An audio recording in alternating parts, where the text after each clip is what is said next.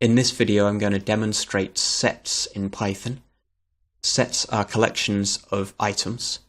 The way we write a set in Python is the same as we would on paper. We use curly braces, and then we can literally list the items in the set. I say this set contains 1, 2, and 3, and I close the curly brace, and then in Python that's a valid value. It's a set containing the numbers 1, 2, and 3. So this is an example of a literal set because I've literally listed its elements. I can also construct sets in Python in other ways. If I have a literal list, for example, or any other kind of list, then I can call the set function on this value, and that will convert from one collection type to another. In this case, I'm converting to a set. And there are other types of sets in Python as well. So a set in Python is mutable, meaning I can change its value. I can change the contents of the set. If I want an immutable set in Python, then I use the frozen set. And to construct a frozen set, I cast one type of collection to a frozen set. So let's cast a list containing 1, 2, and 3 to a frozen set. I can see that that's a frozen set, which is a different type of thing to a set. Now the basics about sets are that they're collections of values, but those values don't naturally have an order, and the set can't contain duplicates. So although it makes sense to ask whether a number is an element of this set, or whether a value is an element of the set, is it in the set or not, I can't ask where in the set it is. It doesn't make sense for me to say what's the first thing in the set or what's the last thing in the set. And it also doesn't make sense for me to ask how many times a value is in a set. A value is either in the set or not, and that's it. If I want to check that in Python, well, let's give ourselves some examples. So let's create a variable called a, which is the set 1, 2, 3. And I can ask, is 1 in the set a? And the answer to that is true, because 1 is an element of this set. I can ask, is 5 in the set a? And the answer is false, because 5 is not in this set. If I want to say, is 5 not in a? Then I can also do that in Python. We also have a concept of sets being equal. So if I define a set this way, so B is the set containing 3, 2, and 1, then I can say, is A equal to B? And the answer is true. And the reason for that is because sets don't naturally have orders. We're comparing sets by just saying, do they have the same values in them? Do they have the same elements? And we can check that everything in A is also in B, and vice versa. So the numbers 1, 2, and 3 are all in B, and if I take the values from B, those 3, 2, and 1, those are all in A. So A and B are equal as sets.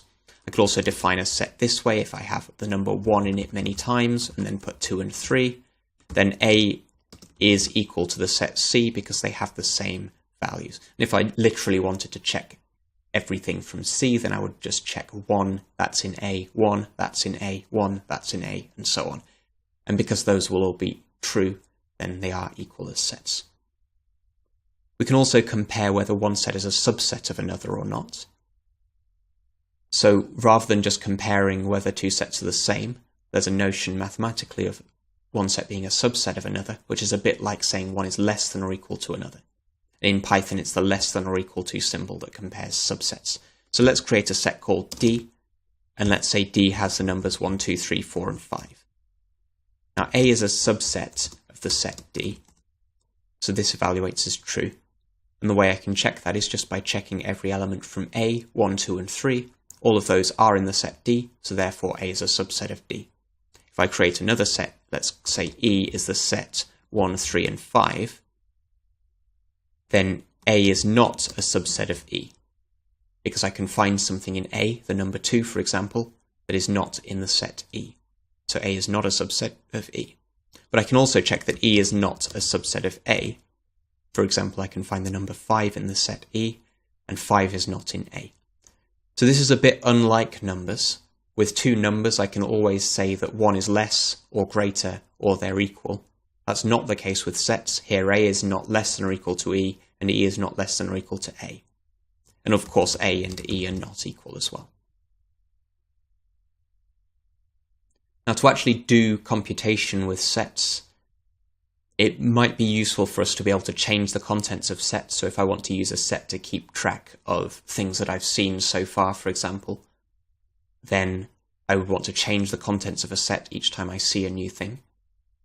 So let's create a set. Let's say the set F is just a set which is empty. So to create an empty set, I'm just going to call the set function to cast nothing to a set, and then f is a set containing nothing. So I can ask, is 1 in f? And the answer is false. But if I want 1 to be in f, then I can call f's add method. So if I add the number 1 to f, now f is a set containing 1. And I can do this with a few more values. I can add the number 2, I can add the number 3, and now f is a set containing 1, 2, and 3. So f is equal to a. And if I want to remove things from f, then I can call the remove method. So it's f.remove. Let's remove the number 1 from f, and now f doesn't have 1 in it. So I can do this with a set because sets are mutable in Python, meaning I can change their values. If I created a frozen set, so let's have frozen f, and let's cast f to a frozen set, then frozen f is a frozen set, and what that means is I cannot change its value. So if I try to add the number 6 to frozen f, then I get an error because frozen sets don't have this add method in Python. Mathematically, there are more ways I can operate on sets. We have set operations, which I could write on paper. For example, the union of two sets or the intersection of two sets. Or I could take what's called the complement of a set on paper, which is the elements that are not in that set.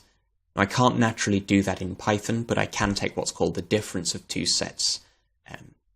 So I can take the elements that are in one set that are not in another set. So I can show examples of those in Python. If I take my set D, for example, and my set E, and my set A. So I've just repeated those so you can see the values because we're about to use them. If I want to work out what is the union of two sets, so let's work out the union of A and E. Then the union is the values that are in either one set or the other or both. And I can call the union by using the .union method on a set. So here the numbers 1, 2, 3, and 5 are in the union because 1 is in both, 2 is in A, 3 is in A and E, and 5 is in E. If I wanted to calculate the intersection of two sets, then I can call the intersection method. So A intersection E, that's a set containing 1 and 3 because those are the only values that are in both A and E. And if I wanted to calculate the difference of two sets, then I can take the elements that are in one set that are not in another, and I use the difference method. And this corresponds with a set complement if my larger set is my universe set.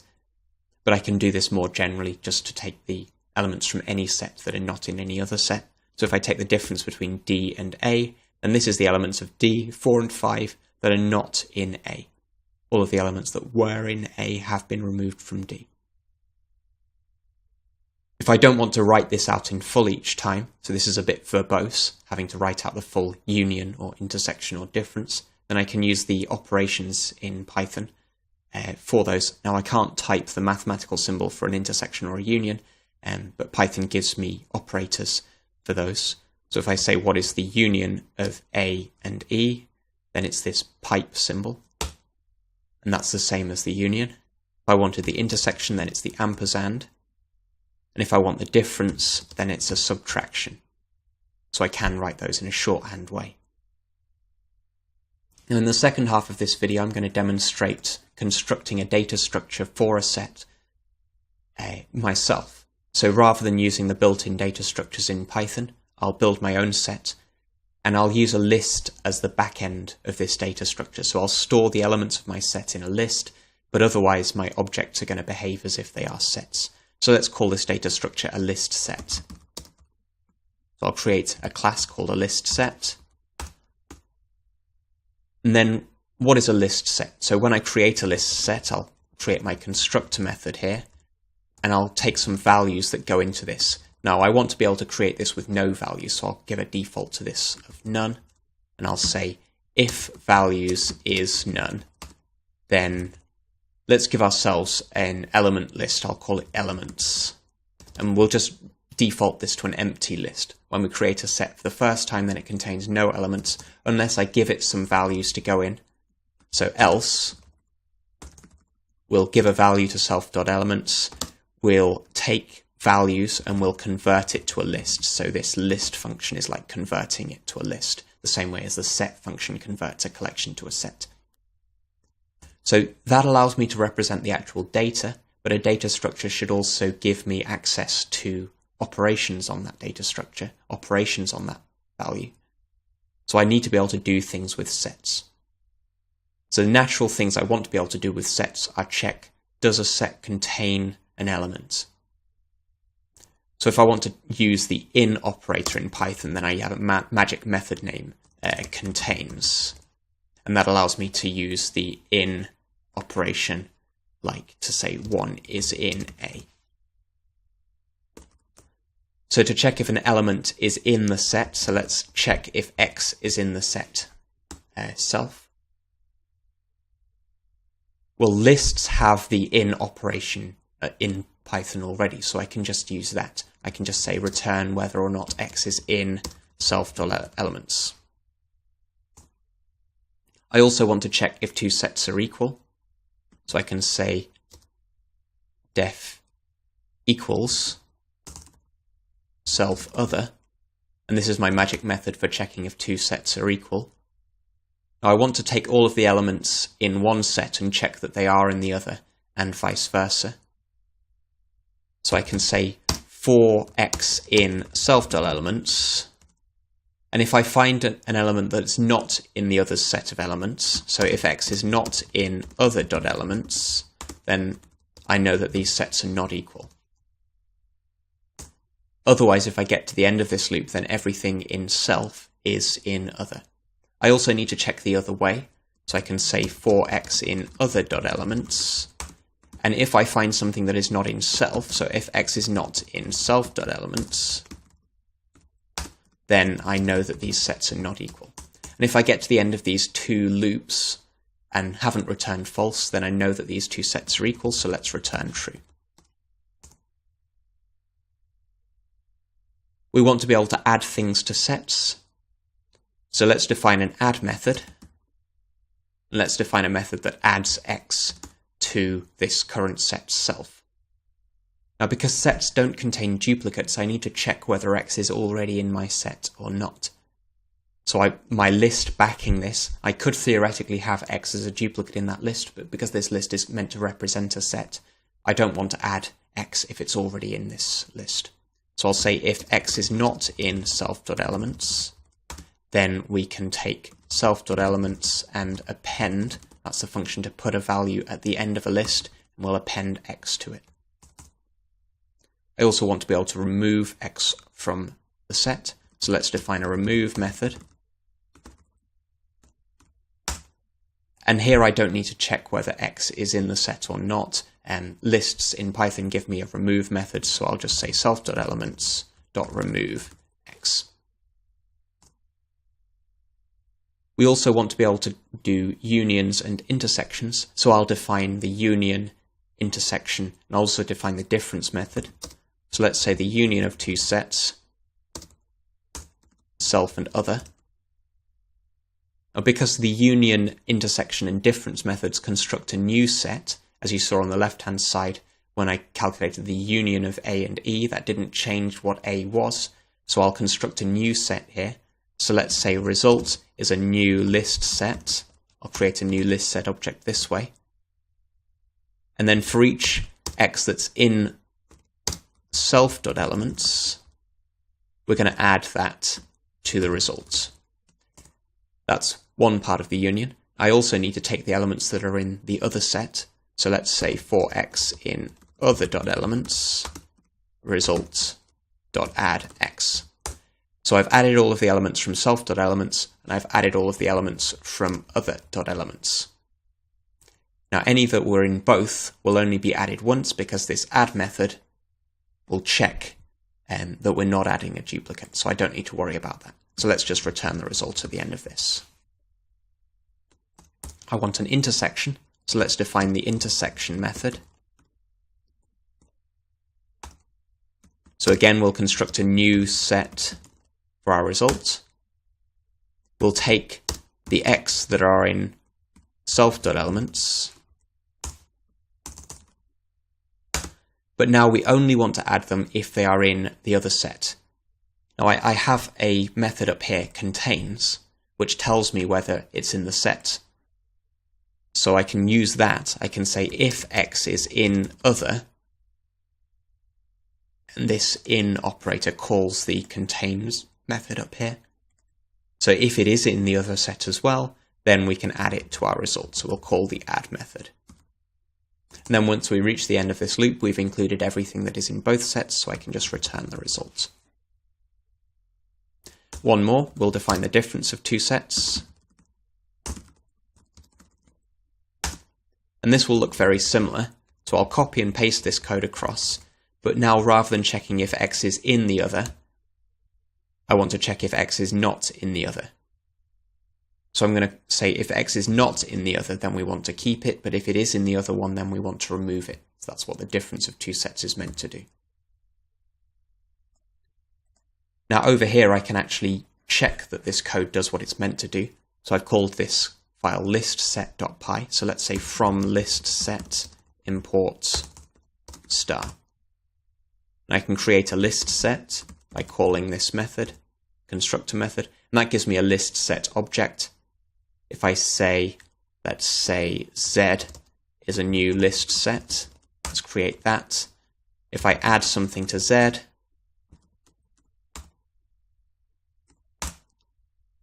so now I can say is 1 in Z, for example, and the answer is true.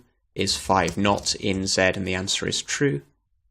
Let's create another set called Y. If I add something to Y, let's say 1, 3, and 5. So if I say is 1 in Y, is 5 in Y, that's also true. And I can remove things from these sets as well. So if I say y.remove 3, then now 3 is not in Y, that's true.